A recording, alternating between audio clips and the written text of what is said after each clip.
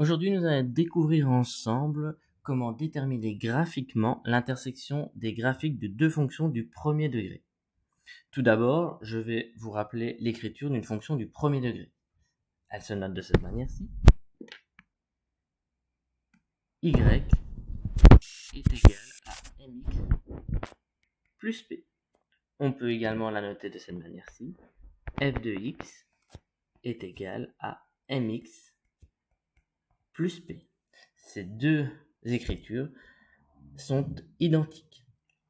Pour déterminer graphiquement l'intersection de deux fonctions, il nous faut d'abord deux fonctions.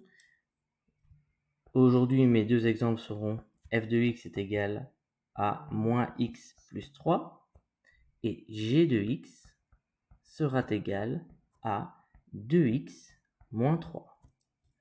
Il me faut également pouvoir les construire sur un repère. Je trace donc un repère avec l'axe des x et y.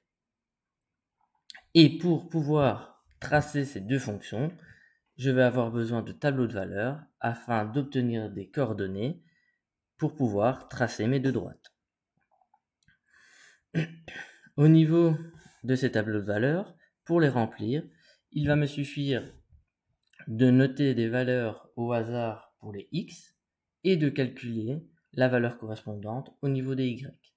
Je vais essayer dans ce tableau de valeurs de ne pas dépasser les valeurs 4 et moins 4 car c'est la limite de mon graphique. Ici pour cet exemple, j'ai pris comme valeur 0, 1 et 3. Pour trouver la valeur en y, je vais reprendre ma fonction et à la place du x, je vais remplacer par 0. Je vais effectuer mes calculs et je vais obtenir un f de 0 qui est égal à 3. On rappelle que ce f de 0 représente bien la valeur y. J'obtiens donc 3 que je viens noter ici. Ce même calcul, avec une valeur différente en x, je vais le répéter pour chaque valeur que j'ai notée dans mon tableau. Ici, je vais obtenir 2 après calcul, 0 après calcul.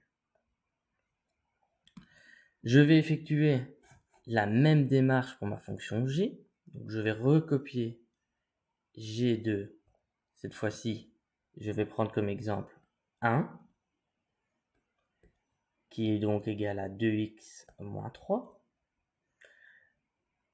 G de 1 est égal à 2 fois 1 moins 3. Je calcule le tout et j'obtiens comme valeur moins 1. Je vais donc noter en x le 1 que j'avais noté ici et en y la valeur que je viens d'obtenir ici, moins 1. Je calcule également la valeur en y pour une valeur en x de 0, ce qui me donne moins 3, et même chose pour un 3, ce qui va me donner 3. À partir d'ici, je vais pouvoir placer toutes ces coordonnées sur mon graphique. Je vais donc placer à chaque fois des points. Ici, 0, 3. Ensuite, 1, 2. Et pour terminer, je vais placer 3, 0. Je fais la même chose pour ma fonction g. Je avance de 1, je descends de 1. Je n'avance pas, je recule de 3. Et j'avance de 3 et je monte de 3.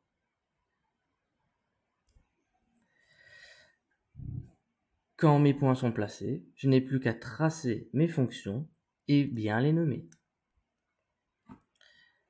On remarque que mes deux fonctions vont se croiser ici. Je vais donc obtenir une coordonnée pour ce point que je vais nommer i et ce sera l'intersection de mes deux graphiques de fonction. I, pour cet exemple, sera de 1, 2 au niveau des x et de 1 au niveau des y. J'ai donc une coordonnée de 2,1. Voilà, j'espère que cette vidéo vous a aidé.